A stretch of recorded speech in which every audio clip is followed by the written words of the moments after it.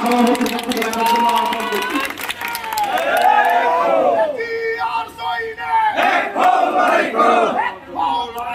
জিয়ার সৈনিক গড়ে তোলো একতা, স্বেচ্ছাসেবক জনতা সবার সেরা পরিষদ, জমির পরিষদ। আমাদের আদর্শ জন বহুদলীয় গণতন্ত্রের প্রবক্তা, বাংলার রাখাল রাজা, বিএনপির প্রতিষ্ঠাতা, স্বেচ্ছাসেবক দলের প্রতিষ্ঠাতা শহীদ প্রেসিডেন্ট জিয়াউর রহমানের ৪৫তম সাধারণ বার্ষিকী উপলক্ষে আয়োজিত আজকের চট্টগ্রাম মহানগর কর্তৃক আয়োজিত আজকের প্রস্তুতি সভার উপস্থিত আছেন চট্টগ্রাম মহানগর স্বেচ্ছাসেবক দলের সংগ্রামী সদস্য সচিব জমিরুদ্দিন নাহিদ, মহানগর স্বেচ্ছাসেবক দলের বিভিন্ন আহ্বায়কবৃন্দ, সদস্যবৃন্দ, থানার আহ্বায়ক সদস্য সচিব, সিনিয়র যুগ্ম আহ্বায়ক, ওয়ার্ডের আহ্বায়ক সদস্য সচিব, সিনিয়র যুগ্ম আহ্বায়ক সহ নেতৃবৃন্দ, সবাইকে আমার ব্যক্তিগত পক্ষ থেকে শুভেচ্ছা এবং অভিনন্দন জানাচ্ছি। আপনারা জানেন যে কয়েকদিন আগে আমাদের নেতা তারেক রহমান আমাদেরকে ঢাকায় ডেকেছিলেন, ডেকে উনি মন্ত্রীদেরকে আমাদের মুখোমুখি করেছিলেন।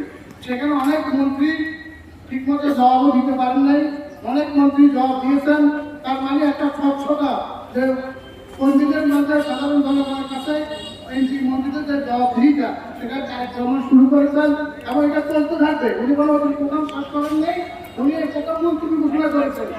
উনি বলেছেন সাংগঠনিকভাবে সংগঠন যাতে মজবুত হয়, সংগঠনের গতিশীল হয়, সেই জন্য সংগঠন যেখানে যেখানে দুর্বলতা আছে সেখানে সেখানে কাজ করার জন্য আমরা কেন্দ্রের সাথে আমরা আলাপ করেছি।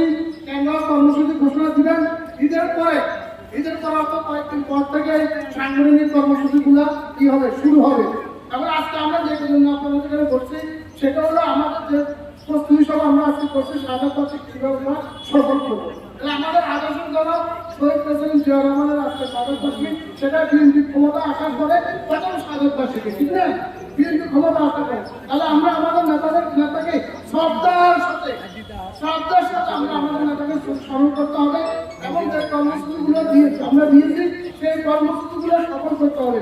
যেমন বৃক্ষরোপণ কর্মসূচি আমরা দিয়েছি, সেখানে যদি আপনারা ধরেন একটা ওয়ার্ড যদি 400 বা থানা যদি 400 বৃক্ষরোপণ আপনারা করেন সেই হিসাবে কিন্তু আমার কাছে চলে যাবে। কোনটা এটা জাতীয়ভাবে কিন্তু কাউন্ট হবে, বৃক্ষরোপণ কর্মসূচিটা কোথায় হবে জাতীয়ভাবে কাউন্ট হবে। এইটা কার্যক্রম ঘোষণা করেছেন 25 কোটি, 5 বছরে উনি 25 কোটি কি বৃক্ষরোপণ করবেন সারা বাংলাদেশে। সেটা আপনি ধরেন আপনার কোথায় ধারা যদি 500 1000 বৃক্ষরোপণ করেন সেটা কিন্তু জাতীয়ভাবে কাউন্ট হবে। সেখানে